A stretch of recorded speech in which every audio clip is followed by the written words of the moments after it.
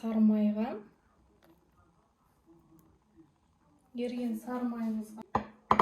қантымызды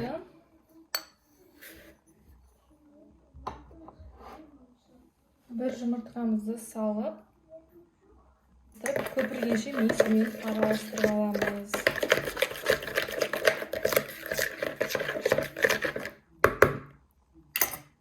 Енді осыған ұнымызды салып жұмсақ қамыр илейміз.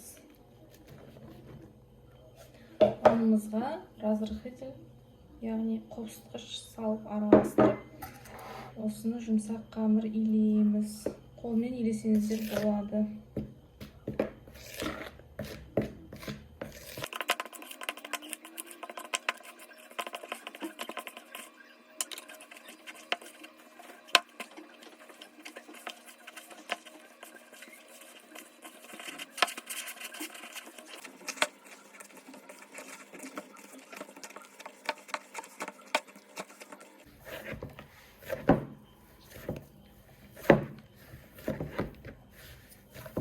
Начинкаға салып демалдырып қоямыз. Енді начинкасын дайындаймыз.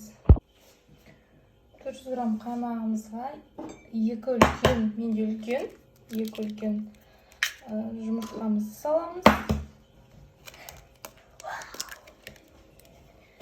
Және де қантымызды саламыз.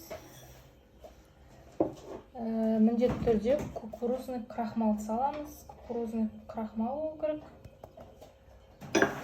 Және де 1-2 грамм ванилин. 1 грамм ванилин.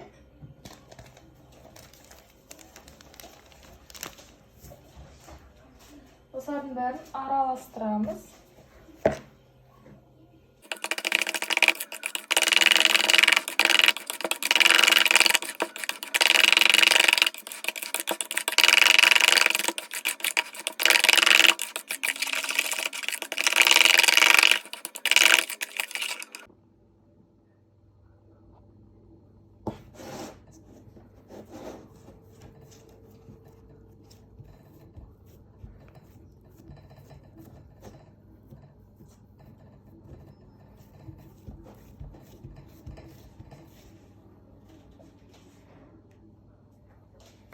Осыған енді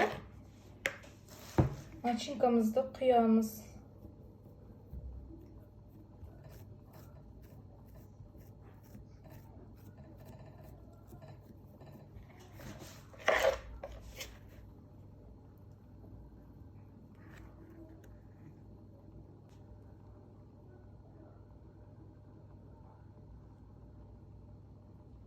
Осымен біздің пирогымыз дайын.